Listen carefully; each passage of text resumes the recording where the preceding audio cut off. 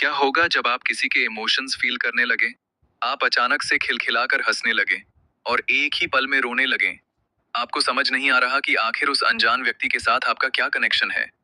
आज मैं जिस ड्रामा को एक्सप्लेन करने जा रहा हूँ, वो इसी से रिलेटेड है कि कैसे इसका हीरो हीरोइन के इमोशंस फील करने लगता है। Hello guys and welcome back to my channel. मैं आज एक ड्रामा एक्सप्लेन करने जा रहा हूँ। इस ड्रामा का नाम है लिंक। ईट लव किल। ये एक मिस्ट्री, फैंटेसी और रोमांटिक ड्रामा है। स्टोरी की शुरुआत एक मोनोलॉग से होती है, जहां मैं लीड गे हूं बताता है कि दुनिया में बहुत तरह का सामान रखा जाता है और किसी इंसान का सामान उसके फाइनेंशियल स्टेटस और पर्सनैलिटी को भी दिखाता है। सबसे पहले हम ड्रामा के हीरो गे हुन से मिलते हैं, जो एक बहुत बड़े होटल में शेफ होता है। वो काफी फेमस है और अपना हर काम परफेक्शन के साथ करता है। वो अपने काम को लेकर इतना सीरियस रहता है कि जब उसका कोवर्कर उदास होता है क्योंकि उसका ब्रेकअप हो गया होता है, तो गेहूं उसे अपना मूड चेंज करने के लिए बोलता है, क्योंकि उसे पसंद नहीं कि कोई भी अपनी पर्सनल प्रॉब्लम्स लेकर किचन में आए और उसका असर खाने पर पड़े। कुछ देर बाद हम गेहूं को देखते हैं, जिसे अचानक कुछ पुरानी यादें याद आती हैं और वो फुट फुट कर रोने लगता है। फिर अचानक बेहोश हो जाता है। उसके कोवर्कर्स हैरान हो जाते हैं और पूछते हैं कि आखिर उसे क्या हो गया है। गेहूं खुद भी समझ नहीं पाता कि प्रॉब्लम क्या है। वो बताता है कि वो किसी इमोशनल कनेक्शन को फील कर रहा है, जैसे ट्विंस एक दूसरे के इमोशंस फील कर पाते हैं, लेकिन उसके आसपास के लोग उसकी बात समझ नहीं पाते। तब हमें पता चलता है कि उसकी एक ट्विन सिस्टर थी, जिसका नाम गे यंग था, और वो उसके इमोशंस महसूस कर सकता था। लेकिन कुछ सालों पहले उसने अपनी बहन को खो दिया था। वो अचानक 18 साल बाद फिर से वही इमोशंस फील करने लगता है।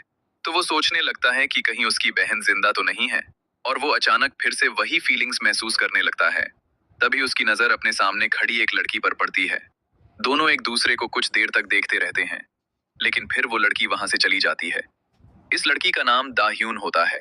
ये अपनी फैमिली की सबसे ज्यादा पढ़ी लिखी लड़की है, लेकिन कुछ कारणों की वजह से इसे अपनी जॉब छोड़नी पड़ी, और अब फाइनेंशियल कंडीशन भी कुछ खास नहीं है। इसी वजह से ये कई पार्ट टाइम जॉब्स करती है, ताकि अपने खर्चे मैनेज कर सके। एक दिन जब ये अपने फ्लैट पर जा रही होती है, तो ये कोशिश करती है कि इसकी माँ को इसकी फाइनेंशियल प्रॉब्लम्स के बारे में पता ना चले, क्योंकि इसकी माँ को लगता है कि ये एक अच्छी बैंक जॉब करती है। माँ के आने पर ये जैसे तैसे सिचुएशन संभाल लेती है और टैक्सी का किराया देकर उन्हें वापस भेज देती है। अब हम देखते हैं कि एक फूड फेस्टिवल इवेंट चल रहा होता है, जहां गेहून बहुत सारे लोगों और मीडिया के सामने अपनी डिश प्रिपेयर कर रहा होता है, और उसी इवेंट में दाह्यून भी काम कर रही होती है। वहां कुछ फैंस उसके साथ मजाक और फ्लर्टिंग करने लगते हैं, और उसे उनकी प्लेट्स और टेबल साफ करनी पड़ती हैं। ये उसके लिए काफी एम्बैरेसिंग मोमेंट होता है। वो बहुत ज्यादा अपसेट हो जाती है और अपनी किस्मत को कोसने लगती है। तब उसकी मैनेजर उसे समझाती है कि अगर उसने ठीक से काम नहीं किया, तो उसे यहाँ से भी निकाल दिया जाएगा। दाह्यून के उदास होने की वजह से गेहून भी वही इमोशंस फील करने लगता है और अपनी प्रेपरेशन बीच में ही छोड़कर बाहर चला जाता है, क्योंकि वो बहुत ज्यादा परेशान हो रहा होता है। इसलिए वो रूफटॉप पर चला जाता है, ताकि कुछ देर अकेले रह सके और आराम से खाना खा सके। वो रूफटॉप पर जाकर आराम से खाना खाने लगता है। तभी वो नोटिस करता है कि दाह्यून भी वहीं बैठी हुई है। उसे देखकर वो वहां से जाने लगता है, लेकिन दाह्यून उसे रोक लेती है और कहती है कि वो यहीं बैठ सकता है। वो उसे डिस्टर्ब नहीं कर रही है। गेहूं वहीं बैठ जाता है और नोटिस करता है कि दोनों के बीच एक अजीब सा सिंक्रोनाइजेशन है।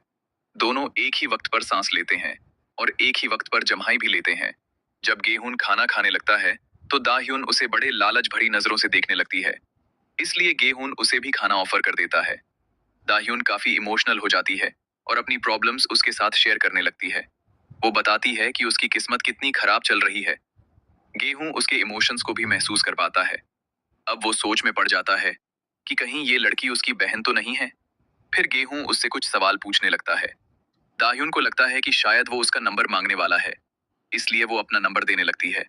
लेकिन गेहूं उससे पूछता है कि वो कहाँ रहती है, और सबसे फनी बात तो ये होती है कि वो उसे रॉक पेपर सिजर्स खेलने के लिए बोलता है, क्योंकि वो बचपन में अपनी बहन के साथ ये गेम खेला करता था। दाह्यून को लगता है कि कहीं ये आदमी पागल तो नहीं है, और वो डर कर वहां से भाग जाती है। बाद में उसका एक कोवर्कर उससे पूछता है कि क्या वो उस शेफ को पसंद करती है, लेकिन दाह्यून मना कर देती है और वहां से चली जाती है। कुछ देर बाद उसे अपने बैग में एक गिफ्ट मिलता है। वो अपनी मैनेजर से पूछती है कि ये गिफ्ट किसने दिया है। मैनेजर बताती है कि शायद गेहून ने दिया होगा। ये सुनकर दाह्यून उस पर काफी गुस्सा हो जाती है और गेहूं से पूछती है कि उसने उसे एक और स्कार्फ क्यों दिया। लेकिन गेहूं बताता है कि उसने कोई स्कार्फ नहीं दिया। हाँ, उसने सिर्फ एक छोटा सा गिफ्ट दिया था, क्योंकि दह्यून को उसका बनाया हुआ फूड बहुत पसंद आया था।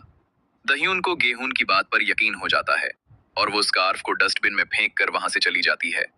कुछ दिनों बाद जब वो अपनी जॉब से घर जा रही होती है, तो उसे लगता है कि कोई उसका पीछा कर रहा है। लेकिन पीछे मुड़कर देखने पर पता चलता है कि वो उसका को वर्कर है, जो उसे बताता है कि वो सिर्फ उसकी फिक्र कर रहा था।